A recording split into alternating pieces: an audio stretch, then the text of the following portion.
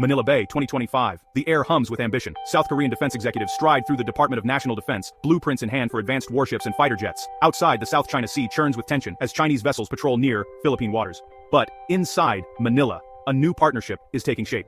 This is more than a business deal. It's a strategic alignment that could reshape Southeast Asia's security for decades.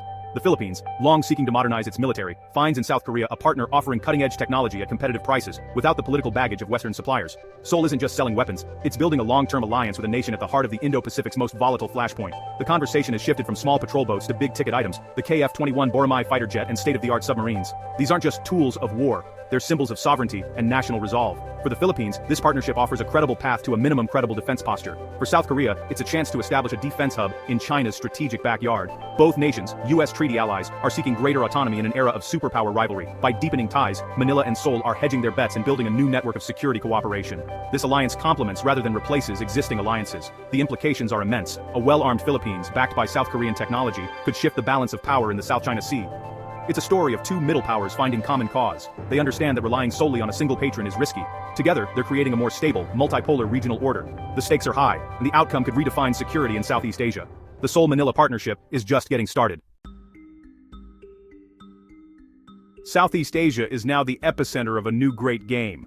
The South China Sea's vital trade routes and resources have turned the region into a theater of intense competition. China's expansive maritime claims have forced neighbors like the Philippines and Vietnam to rethink their defense strategies.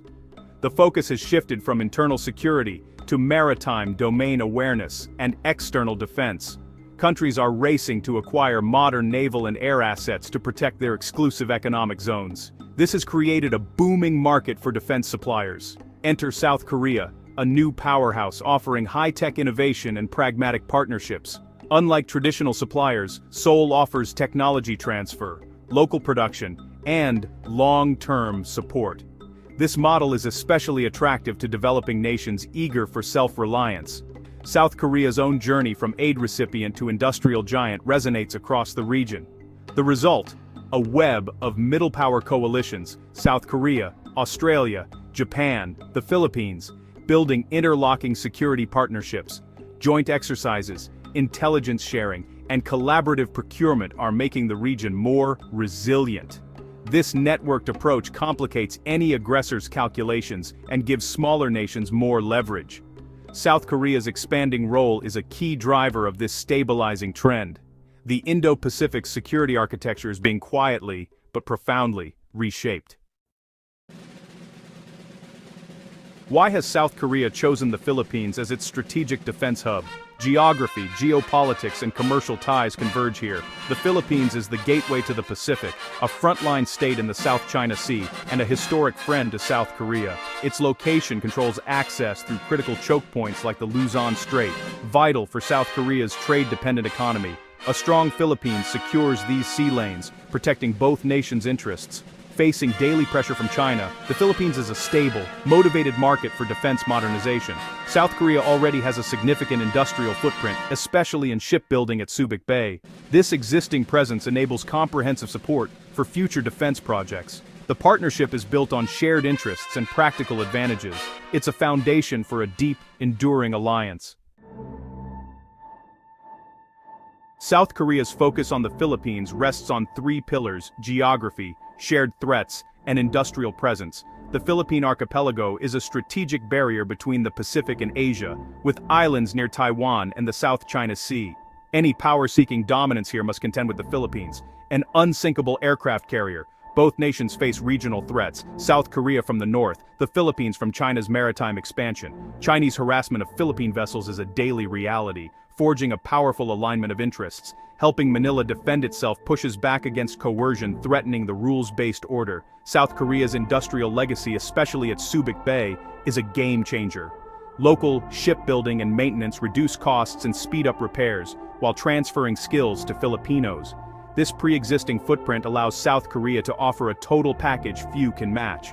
The three pillars, location, threat, industry, create a logic for deep cooperation.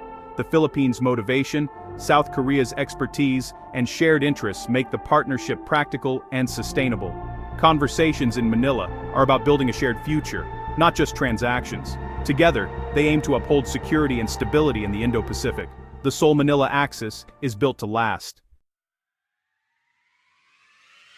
The Manila-Seoul Defense Partnership is moving from concept to reality. The Philippine Air Force's acquisition of FA-50PH jets from Korea marked a leap in capability, restoring supersonic flight and modern training. These jets proved their worth in combat and laid the groundwork for deeper cooperation.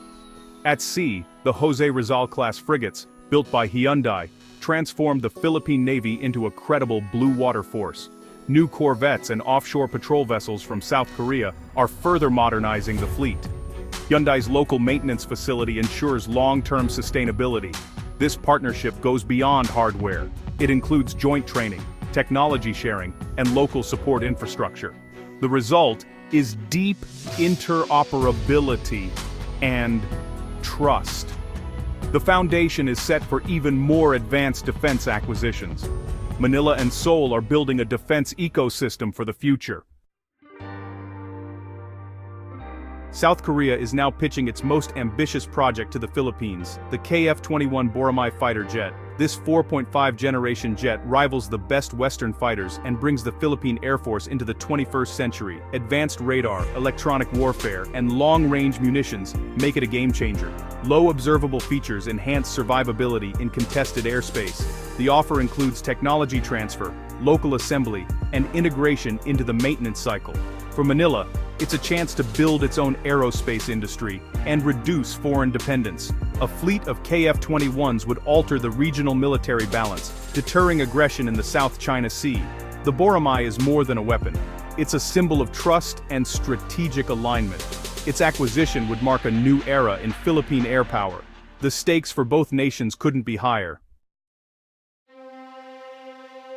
For decades, a submarine force has been the Philippine Navy's ultimate goal. Submarines offer stealth, intelligence, and a potent strike threat, vital for an archipelago facing maritime challenges. South Korea, a world-class submarine builder, is now a leading contender to fulfill this dream. Its KSS-3 submarines feature air-independent propulsion and vertical launch systems for cruise missiles. These capabilities would transform the Philippines' deterrence posture. South Korea's offer includes not just hardware, but training, infrastructure, and maintenance support. Building a submarine force is complex, but Seoul's experience makes it achievable for Manila. A Philippine silent service would force adversaries to rethink their strategies. The partnership could soon make this long-held dream a reality. The undersea balance in the region may be about to shift. South Korean-built ships are now the backbone of the Philippine Navy. The Jose Rizal-class frigates symbolize a credible modern fleet, packed with advanced systems. These warships project power and enable joint operations with allies. Their success led to orders for even more capable corvettes and offshore patrol vessels. This layered approach builds a balanced navy, high-end combatants for warfare, OPVs for patrol, and sovereignty missions.